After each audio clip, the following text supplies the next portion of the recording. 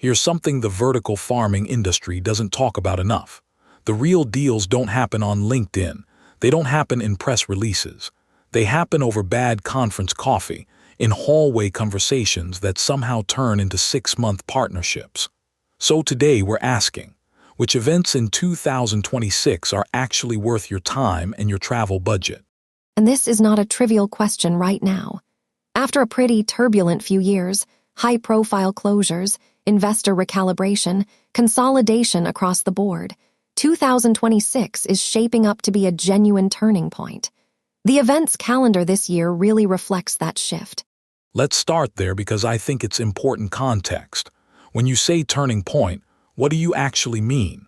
Because I've heard that phrase a lot about this industry, and sometimes it feels like wishful thinking. Fair pushback. What I mean is that the era of build it and the funding will come is genuinely over now, not theoretically over, actually over. What's replacing it is operators who know how to grow a crop at scale profitably, investors who have learned hard lessons, and suppliers who have survived long enough to actually refine their products.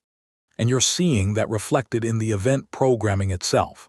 Like, the types of sessions and speakers are changing. Exactly. The panels in 2026 have fewer visionaries and more people who have actually scaled a growing operation. Fewer here's our roadmap to disrupting agriculture, and more here's what our unit economics actually look like after 3 years of operation. That's a meaningful shift. Okay, so let's get into the actual calendar. What stands out to you geographically first? Because I know the global spread this year is notable. Asia is the big story. Japan alone is hosting 4 major events in 2026, which for a lot of Western operators and suppliers is still a blind spot. Japan has one of the most sophisticated plant factory markets in the world.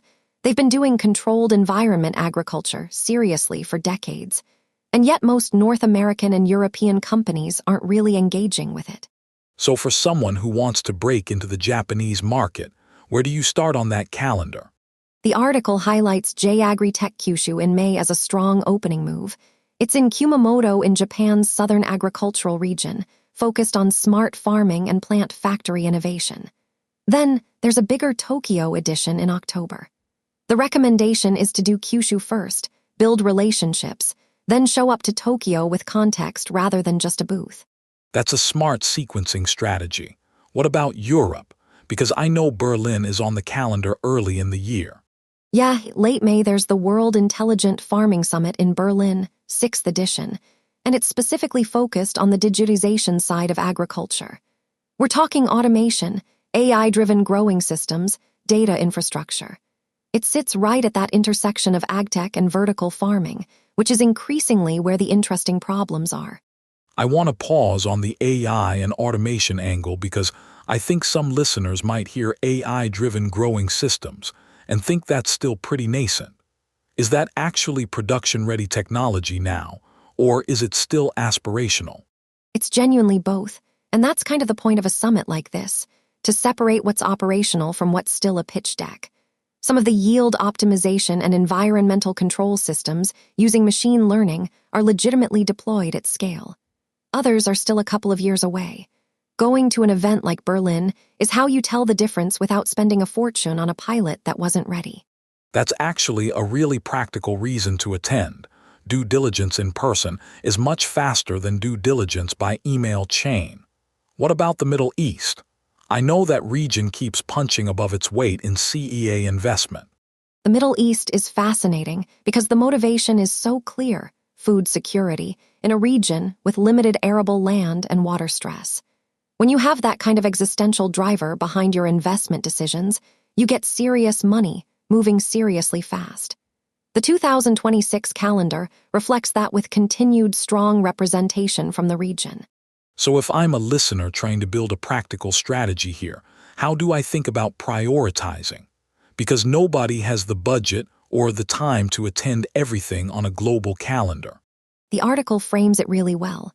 It's about matching the event format to your actual goal. If you're trying to close supplier relationships, you want an exhibition format event where you can walk the floor. If you're trying to understand where technology is heading, a summit or conference format gives you more depth. And if you're trying to break into a new geography, You prioritize the regional events in that market over the big international generalist shows. That's a framework I wish someone had given me earlier. Geography, format, objective, map those three things before you book anything. Exactly.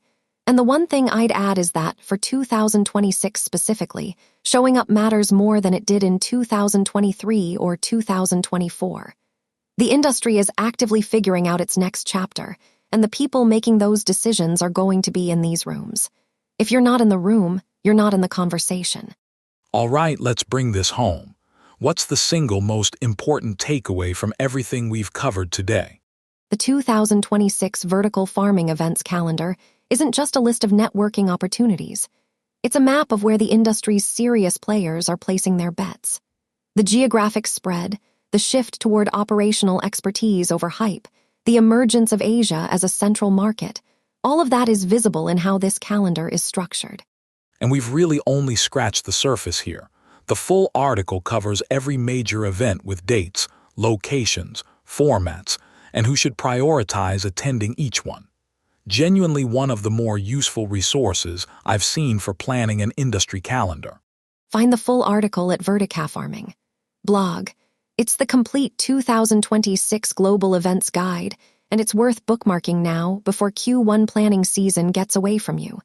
And if you want this kind of analysis in your inbox regularly, the newsletter link is right there on the site. Thanks for listening to Vertical Farming Insights.